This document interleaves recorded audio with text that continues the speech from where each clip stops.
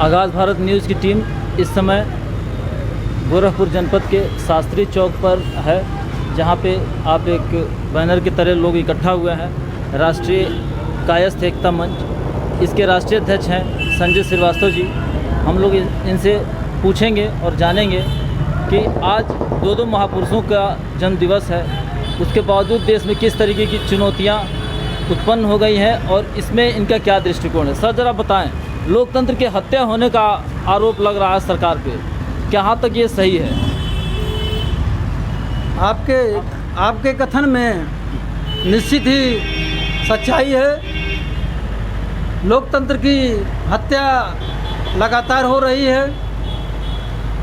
हमारे समाज के, इस देश के महापुरुषों ने जिस समाज की, जिस देश की आज़ादी के बाद कल्पना किया था कि आज़ादी के बाद हमारे देश में संविधान के तहत जो आज़ादी मिलेगी, लोकतांत्रिक मूल्यों की रक्षा की जाएगी, उसको रक्षा करने में यह सरकार और पुरानी भी सरकारें कहीं न कहीं विफल रही हैं। जो आज़ादी हमें संविधान के तहत मिलनी चाहिए, संविधान के तहत सभी लोगों को अवगत होगा कि हमें अपनी बात रखने की आज़ादी और अपनी बात को निष्पक्ष रूप से कहने की आज़ादी और एक दूसरे से हम लोग बराबरी का भाव रखेंगे, ये संविधान में अंगीकृत किया गया है। संविधान का पहला पन्ना ही कहता है हमारा। संविधान के पहले पन्ने पर ही आप नज़र डालेंगे, सारी परिस्थितियाँ एकदम स्पष्ट होंगी कि हम भारत के लोग। ये बहुत बड़ा वाक्य है, ये हम भारत के लोग। लेकिन आज आप परिस्थितियों में देखते हैं कि हम भारत के लोग की भावना कहाँ रह गई है।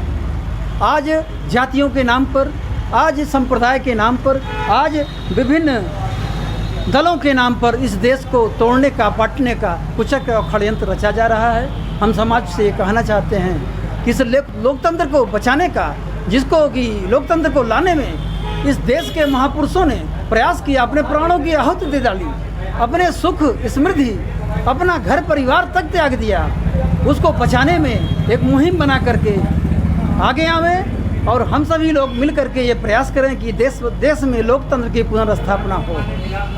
क्या कौन से कारक जिम्मेदार हैं कि इतनी ख़राब स्थिति होती जा रही है? सबसे बड़ा कारक तो ये देखने में आता है कि देश में जातिवादी व्यवस्था को बढ़ावा देना।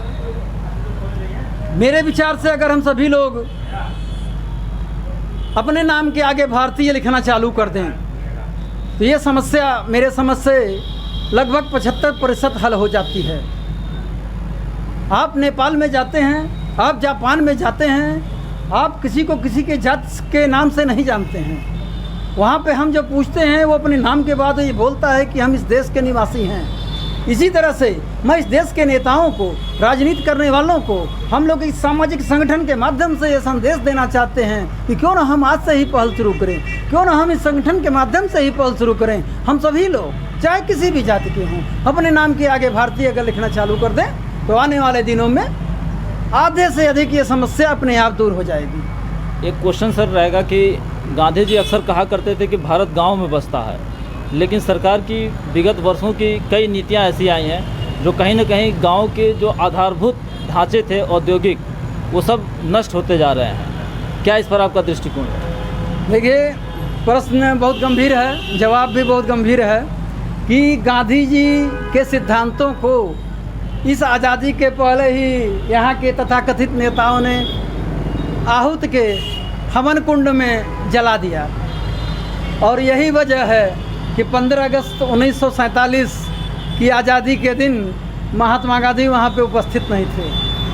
तो महात्मा गांधी जी का जो स्वप्न था, इस देश की आज़ादी के पहले सत्ता के लोलुप लोगों ने, सत्ता के मद में मदमस्त लोगों ने उनके विचारों को कहीं न कहीं नष्ट किया। गांव से पलायन के पीछे केवल गांधी जी के सिद्धांत की बात नहीं है, कई परिस्थितियां उसके पीछे विचारणी है। देश की आज़ादी के बाद कल कारखानों की स्थापना हुई, देश में औद्योगिकरण की क्रांति आई, देश में शिक्षा की क्रांति आई, समग्र विकास की क्रांति आई, जिसके चलते भी लोगों ने अपने गांव से, अपने जन्म स्थान से पलायन करके बड़े शहरों में अपने विकास के नाते किसी देश के हित के लिए नहीं, अपने विकास के नाते सर, पलायन करना। एक मिनट के लिए रोकना चाहूँगा।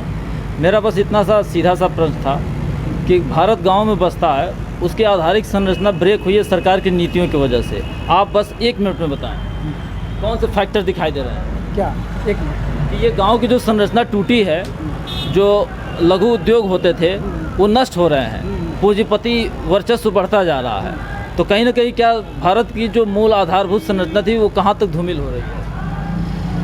बस एक लाइन में बताएं सर।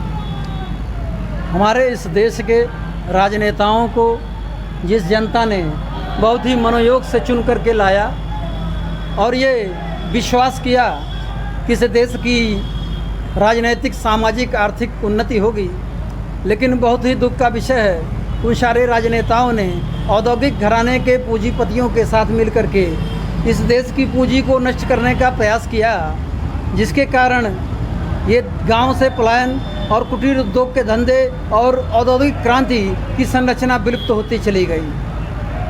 कुछ संदेश देना चाहेंगे? हम ये संदेश देना चाहते हैं कि आज सबसे बड़ा उदाहरण हमारे सामने ये वैश्विक बीमारी कोरोना वायरस का है। इस लॉकडाउन में अगर भारत कृषि प्रधान देश नहीं होता, इस वैश्विक बीमारी में अगर भारत कृषि प्रधान देश नहीं होता, तो यकीन मानिए जितने आज लोग मर रहे हैं उसके दोगुने लोग मर रहे होते। आधे से ज़्यादा लोगों ने केवल अपना गांव कृषि प्रधान होने के कारण वहां पे पलायन किए और सुरक्षित रह गए। अभी भी समय है कि लोग अपने पिछले अतीत को, पिछले पीढ़ियों को, अपने गांव को, अपने किसी प्रधान देश की विरासत को आगे बढ़ाने का काम करें, तभी ये देश संरक्षित रहेगा, सुरक्षित रहेगा। हम सभी सुरक्षित हैं तभी ये देश और राष्ट्र सुरक्षित है। धन्यवाद।